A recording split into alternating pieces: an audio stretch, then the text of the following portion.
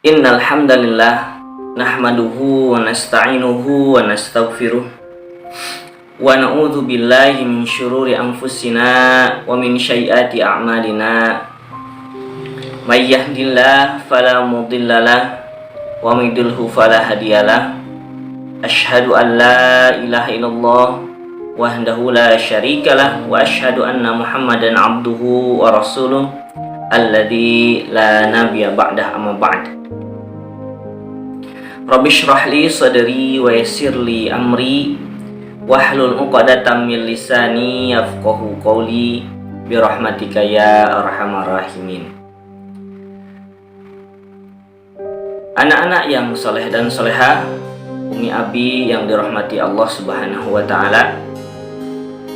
Pada kesempatan kali ini di program Pesantren Kilat Ramadan, alhamdulillah Allah masih mempertemukan kita semua dalam kondisi sehat dan afiah. Karena modal bagi seorang yang bertakwa adalah kita senantiasa berdoa dan saling mendoakan kebaikan kepada diri kita dan kepada sesama. Mudah-mudahan Allah Subhanahu wa taala menjadikan kita hamba-hamba yang meraih kebahagiaan dunia dan akhirat melalui ibadah di bulan suci Ramadan ini. Anak-anak yang solehah, Umi Abi yang dirahmati Allah Subhanahu wa taala, materi untuk tausiah kali ini adalah adab kepada guru. Bagaimana adab kepada guru? Saya akan sampaikan beberapa hal yang ditulis oleh para ulama, yaitu tentang adab kepada guru. Yang paling utama adalah bahwa adab di antara adab yang telah disepakati para ulama dalam menuntut ilmu adalah adab murid kepada gurunya. Imam Ibnu Hazm pernah berkata, para ulama bersepakat bahwa wajibnya memuliakan ahli Al-Quran, ahli Islam, dan Nabi. Demikian pula wajib memuliakan khalifah, orang yang punya keutamaan dan orang yang berilmu. Anak-anak yang soleh dan soleha dan Umi Abi yang dirahmati Allah Subhanahu wa taala, di antara adab kepada guru itu yang pertama adalah memuliakan dan menghormati guru. Para ulama salaf sebagai suri tauladan untuk manusia setelahnya telah memberikan contoh dalam penghormatan kepada seorang guru.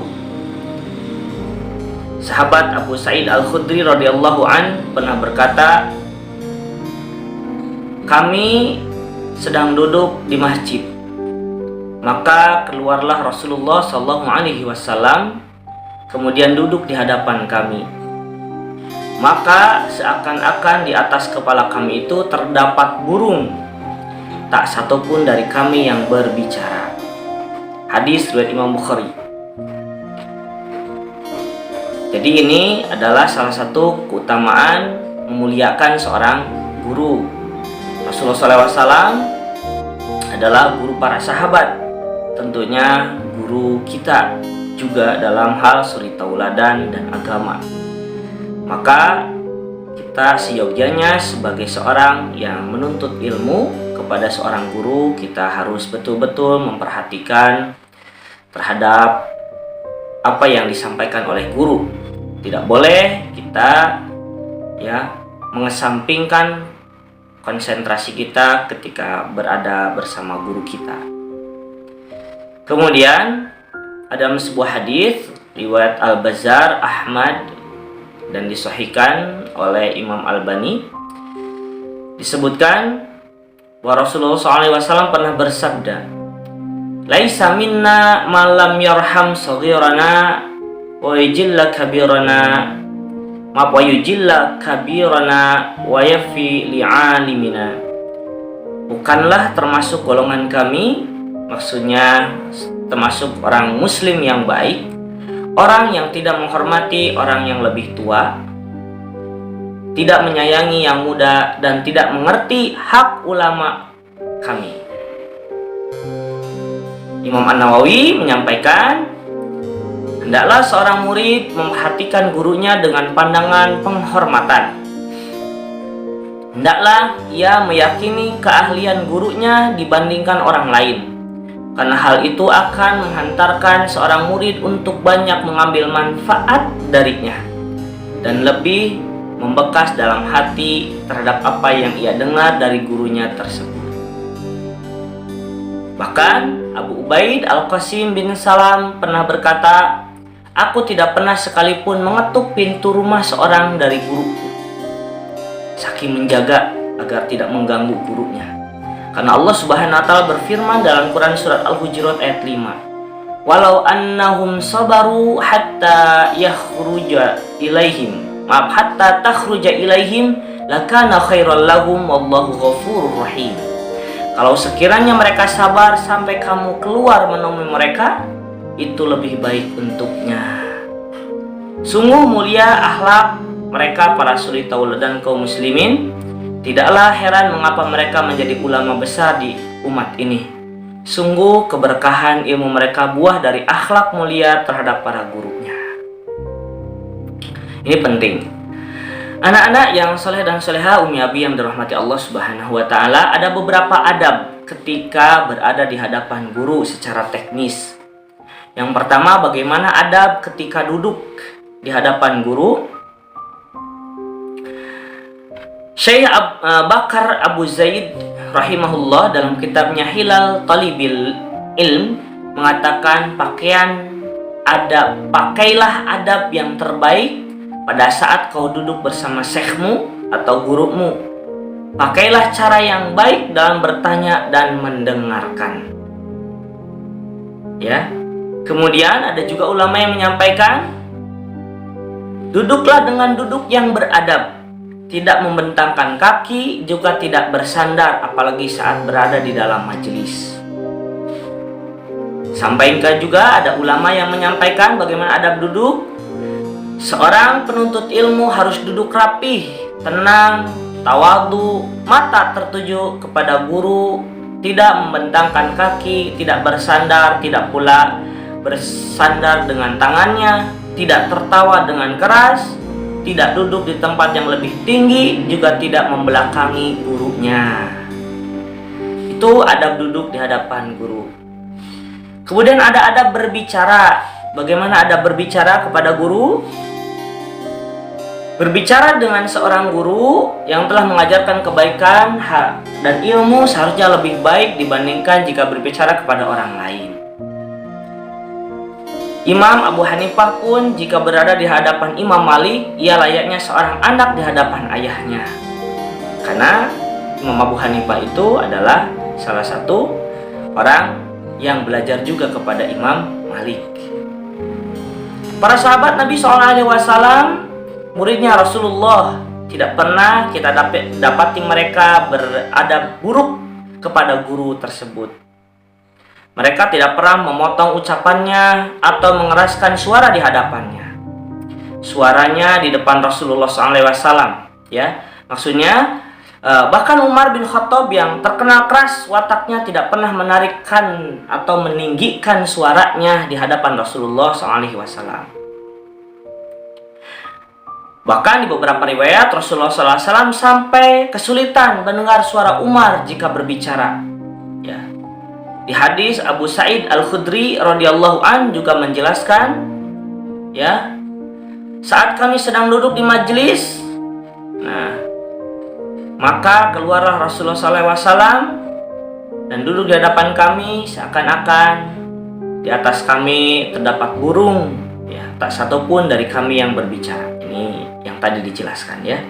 Jadi para sahabat pun yang terkenal dengan suaranya yang keras, yang tinggi pun ketika berada di hadapan guru mereka yaitu Rasulullah SAW, maka mereka tidak mengeluarkan suara yang keras, tetapi mereka mengeluarkan suara yang lembut beradab, dan penuh dengan kesopanan. Kemudian anak-anak yang saleh dan soleha, Umi Abi yang dirahmati Allah Subhanahu wa Ta'ala, adab bertanya.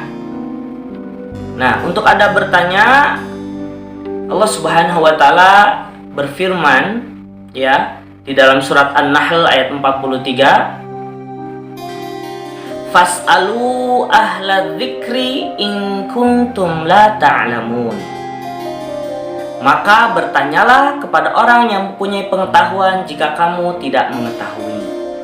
Quran surat An-Nahl ayat 43. Bertanyalah kepada para ulama, begitulah pesan Allah pada ayat ini. Dengan bertanya maka akan terobati kebodohan, hilang kerancuan, serta mendapat keilmuan. Tidak diragukan bahwa bertanya juga mempunyai adab di dalam Islam. Ya. Para ulama telah menjelaskan tentang adab bertanya ini. Mereka mengajarkan bahwa bertanya harus disampaikan dengan tenang, penuh kelembutan, jelas, singkat, dan padat, juga tidak menanyakan pertanyaan yang sudah diketahui jawabannya. Jadi tidak boleh kita bertanya untuk mengetes guru. Gurunya tahu nggak ya? Coba tanya. Padahal dirinya sudah tahu jawabannya. Nah, ini adalah hal yang harus dihindari ketika bertanya. Bahkan di dalam Al-Quran terdapat kisah adab yang baik seorang murid terhadap gurunya, yaitu kisah Nabi Musa kepada Nabi Khidir. Pada saat Nabi Musa alaihissalam meminta Khidir untuk mengajarkan ilmu, maka Nabi Khidir menjawab, Innaka la tastati'a sami'a sabra. Khidir menjawab, sungguh engkau wahai Musa tidak akan sanggup sabar bersamaku. Maka Nabi Musa kalimullah dengan segenap ketinggian makomnya di hadapan Allah tidak diizinkan untuk mengambil ilmu dari Khidir, sampai akhirnya percakapan berlangsung dan membuahkan hasil dengan sebuah syarat dari Khidir. Apa syaratnya? Khidir berkata, jika engkau mengikuti, maka janganlah engkau menanyakanku tentang sesuatu apapun sampai aku menerangkannya. Ya. Jangan bertanya sampai diizinkan. Itulah syarat Khidir kepada Musa. Maka jika seorang guru tidak mengizinkan untuk bertanya, maka janganlah bertanya. Tunggulah sampai ia mengizinkan bertanya. Kemudian doakanlah guru setelah bertanya, seperti ucapan barakallahu fiik atau jazakumullahu khairan dan lain sebagainya. Anak-anak yang soleh dan solehah, Umi Abi yang dirahmati Allah Subhanahu wa Ta'ala,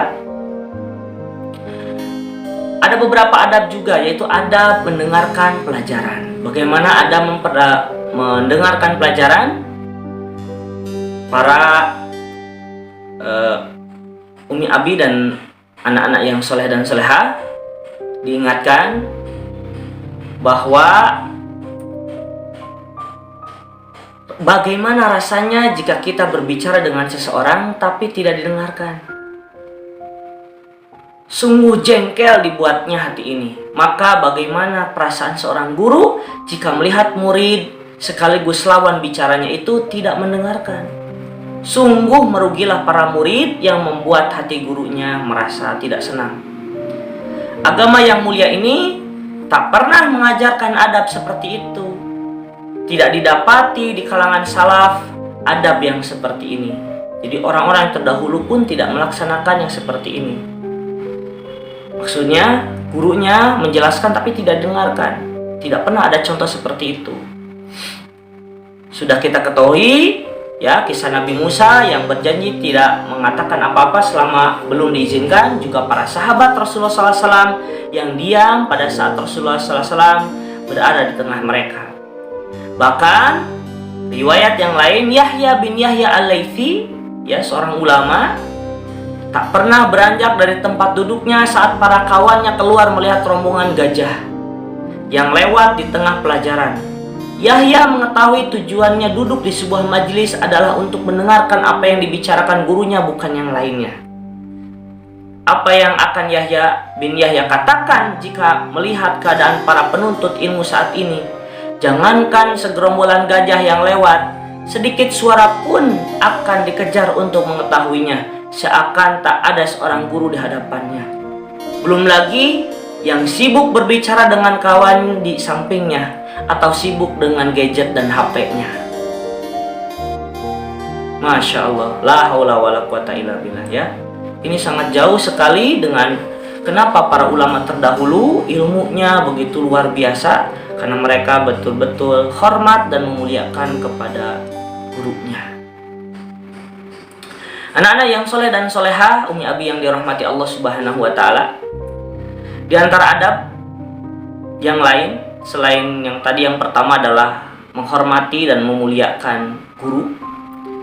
Yang kedua adalah mendoakan kebaikan kepada guru.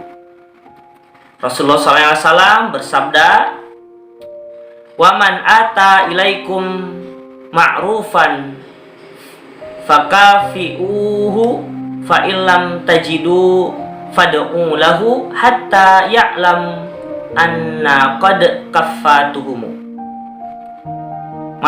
Hatta ya'lamu anna qad kafaftumuhu. Apabila ada yang berbuat baik kepadamu, maka balaslah dengan balasan yang setimpal. Apabila kamu tidak bisa membalasnya, maka doakanlah dia hingga engkau memandang telah mencukupi untuk membalas dengan balasan yang setimpal. Hadis riwayat Imam Al-Bukhari. Bahkan ada ulama yang menyampaikan, hendaklah seorang penuntut ilmu mendoakan gurunya sepanjang masa, memperhatikan anak-anaknya, kerabatnya, dan menunaikan haknya apabila telah wafat. Bahkan ketika gurunya punya salah, atau ada guru atau ada sikap yang salah, maka bagaimana sikap seorang murid, seorang pelajar yang baik terhadap gurunya? Rasulullah SAW menyampaikan dalam sebuah hadis, "Kullu banu Adam khata'un wa khairul khata'in at-tawwabun." Setiap anak Adam itu pasti berbuat salah, dan yang terbaik dari mereka adalah orang yang suka bertaubat. Maka para guru bukanlah malaikat. Ya, mereka tetap berbuat kesalahan. Jangan juga mencari-cari kesalahannya. Ya. Jadi guru itu manusia biasa juga. Hanya saja memiliki tugas untuk mengajar anak-anak, mengajar murid agar mendapatkan pemahaman dan tersampaikannya ilmu. Pada hakikatnya mereka manusia biasa yang juga tidak lepas dari kesalahan. Maka sebaiknya kita jangan mencari-cari kesalahan guru. Jangan mencari-cari kesalahan guru. Allah Subhanahu wa Ta'ala berfirman dalam surat Al-Hujurat ayat 12, "Wala tajassasu wala yaghtab ba'dukum ba'don ayuhibbu ahadukum ayyakula lahma akhihi maitan fakarihtumuhu." Dan janganlah mencari-cari keburukan, dan janganlah menggunjingkan satu sama lain. Adakah seorang di antara kamu yang suka memakan daging saudaranya yang sudah mati? Maka tentulah kamu merasa jijik kepadanya. Jadi ghibah, mencari-cari kesalahan terhadap orang lain, ya itu dilarang. Apalagi kepada orang yang mengajarkan ilmu kepada kita, ilmu yang bermanfaat untuk kita. Maka Allah Subhanahu wa Ta'ala melarang mencari kesalahan orang lain dan mengaibinya. Larang ini umum, tidak boleh mencari kesalahan kepada siapapun. Bayangkan bagaimana sikap seorang jika ia mendengar aib saudara dan kawannya. Bukankah akan menyebabkan dampak yang buruk akan hubungan mereka? Nah, prasangka buruk itu jangan sampai ada di dalam hati kita. Kemudian, bagaimana jika aib para ulama? Jika aib para ulama dan para pengajar baiknya yang tersebar, ya.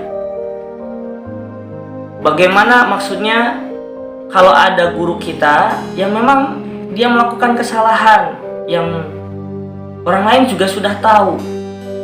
Maka dalam hal seperti ini Kita ingat ya, orang-orang terdahulu yang mencari ilmu dari para guru tentu juga mendapati bahwa guru-gurunya punya kesalahan. Tapi apa yang mereka doakan untuk para guru tersebut? Mereka mendoakan, Allahumma stur aiba syaikhi anni wala tadhabi barakatan ilmuhu minni. Ya Allah, tutupilah aib guruku dariku, dan janganlah kau hilangkan keberkahan ilmunya dariku. Jadi jangan kita fokus terhadap kesalahan guru sehingga kita menutup setiap keberkahan dari ilmu yang ada pada guru tersebut. Ini yang harus kita pegang baik-baik ya, anak-anak yang soleh dan soleha, yang dirahmati Allah Subhanahu wa taala. Kemudian adab kepada guru yang ketiga adalah rendah diri kepada guru. Maksudnya tidak merasa tinggi di hadapan guru. Meskipun kita adalah orang yang kaya, berharta, memiliki pangkat dan jabatan dan lain sebagainya, maka ketika kita sudah memutuskan untuk mencari ilmu kepada seseorang, maka tanggalkanlah seluruh atribut yang menjadikan diri kita itu merasa tinggi di hadapan guru kita. Ya, seorang ulama bernama Ibnu Jam'ah rahimahullah pernah berkata, hendaklah seorang murid mengetahui bahwa rendah dirinya kepada seorang guru adalah kemuliaan dan tunduknya adalah kebanggaan. Jadi nurutnya kepada guru itu adalah bagian dari kemuliaan. Kemudian seorang sahabat bernama Ibnu Abbas, Abdullah bin Abbas radhiyallahu anhuma, dengan kemuliaan dan kedudukannya yang agung, beliau mengambil tali kekang unta Zaid bin Thabit radhiyallahu anhu seraya berkata, demikianlah kita diperintahkan untuk berbuat baik kepada ulama. Ya, padahal Ibnu Abbas juga adalah seorang ulama, orang yang mengerti ilmu, seorang faqih, seorang fuqaha. Tapi dia menghargai, menghormati kepada sahabat yang lain bernama Zaid bin Thabit. Karena Zaid bin Thabit kedudukannya di sisi Rasulullah SAW adalah sebagai orang yang ditugaskan menjadi sekretaris Nabi atau bertugas mencatat setiap ayat Al-Quran yang diturunkan. Jadi saling memuliakan. Tidak merasa tinggi, saya kan Ibnu Abbas, saya itu masih ada keturunan dengan Nabi. Abbas itu adalah pamannya Nabi, berarti saya masih ada keturunan dengan Nabi, kuat nasabnya dan lain sebagainya. Akhirnya merasa tinggi di hadap orang lain. Maka itulah yang tidak diperbolehkan kalau kita berniat untuk mengambil ilmu dari seorang guru. Maka kita harus merendahkan diri kita, dalam artian kita harus takdim dan hormat kepada guru kita. Kemudian adab selanjutnya nomor 4 adalah mencontoh akhlaknya Nabi SAW. Mencontoh akhlaknya guru. Ya, guru. Disampaikan dalam sebuah kitab Tadhkirah Sami' atau Tadhkirah Sami', hendaklah seorang penuntut ilmu mencontoh akhlak dan kepribadian guru. Mencontoh akhlak dan kepribadian guru. Mencontoh kebiasaan dan ibadahnya. Ya, ini penting karena bagian dari adab yang baik terhadap guru. Dan beliau menyampaikan sebuah cerita bahwa majelis Imam Ahmad bin Hambal dihadiri oleh 5.000 orang. 500 orang menulis, sedangkan selainnya hanya ingin melihat dan meniru adab dan akhlak Imam Ahmad. Ya, jadi 500 orang yang belajarnya, sedangkan sisanya hanya ingin berdekatan dengan Imam Ahmad dan meniru akhlaknya Imam Ahmad. Ya, ini didapat di dalam kitab Syiar Alam Nubala, ya. Syiar Alam Nubala. Kemudian yang terakhir dari adab kita terhadap seorang guru adalah sabar dalam membersamainya. Tidak ada satupun manusia di dunia ini kecuali pernah berbuat dosa. Sebaik apapun agamanya, sebaik apapun amalannya, sebanyak apapun ilmunya, selembut apapun perangainya, tetap ada kekurangannya. Tetap bersabarlah bersama mereka dan jangan berpaling darinya. Kalau kita sedang mengikuti seorang guru atau kita sedang belajar dengan seorang guru, maka kita harus sabar bersama guru tersebut. Allah Subhanahu wa taala berfirman dalam surat Al-Kahfi ayat 28, "Wasbir nafsaka ma'al ladzina yad'una rabbahum bil ghadati wal 'ashyi yuriduna wajhah wa la ta'du 'ainaka anhum turidu zinatal hayatid dunya wala tuti' man awfalana qalbahu an dzikrina wattaba' hawahu wa kana amruhu furuta." Dan bersabarlah kamu bersama orang-orang yang menyeru Tuhannya di pagi dan senja hari dengan mengharap keriduannya. Dan janganlah kedua matamu berpaling dari mereka karena mengharapkan perhiasan dunia ini.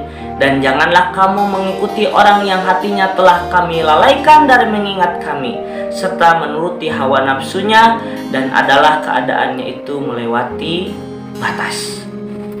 Karena tidak ada yang lebih baik kecuali bersama orang-orang yang berilmu dan yang selalu menyeru Allah Azza wa Jalla. Jadi kalau kita bersama guru itu, kita harusnya berbahagia karena kita itu dalam kemuliaan.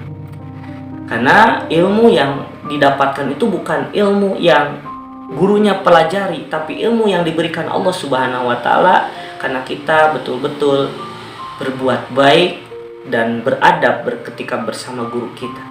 Mungkin ilmu kita nanti akan lebih besar dari guru kita. Ya, karena keluhuran dan kesabaran kita ketika sedang menuntut ilmu. Makanya orang yang menuntut ilmu dan sabar terhadap ilmu, kemudian sabar terhadap gurunya, syekhnya, dan pengajarnya, maka orang tersebut akan mendapatkan kemuliaan seperti apa yang disampaikan oleh Imam Asy-Syafi'i rahimahullah. Bersabarlah terhadap kerasnya sikap seorang guru, sesungguhnya gagalnya mempelajari ilmu karena memusuhinya. Jadi jangan menjadikan gurumu sebagai musuh, sebagai orang yang jahat karena begitu keras mendidik engkau. Karena itu adalah rasa cinta yang diberikan oleh guru kepada muridnya, agar muridnya bisa mendapatkan kebaikan dari ilmu-ilmu yang dipelajarinya. Anak-anak yang soleh dan soleha, Umi Abi yang dirahmati Allah Subhanahu wa taala, maka di akhir kita diingatkan besar jasa mereka para guru yang telah memberikan ilmunya kepada manusia. Yang kerap menahan amarahnya, yang selalu merasakan perihnya, menahan kesabaran. Sungguh tak pantas seorang murid melupakan kebaikan gurunya, dan jangan pernah lupa menyisipkan nama mereka di lantunan doamu. Semoga Allah memberikan rahmat dan kebaikan kepada guru-guru kaum muslimin. Semoga kita dapat menjalankan adab-adab yang mulia ini. Akhirul kalam, billahi taufik wal hidayah. Wassalamualaikum warahmatullahi wabarakatuh.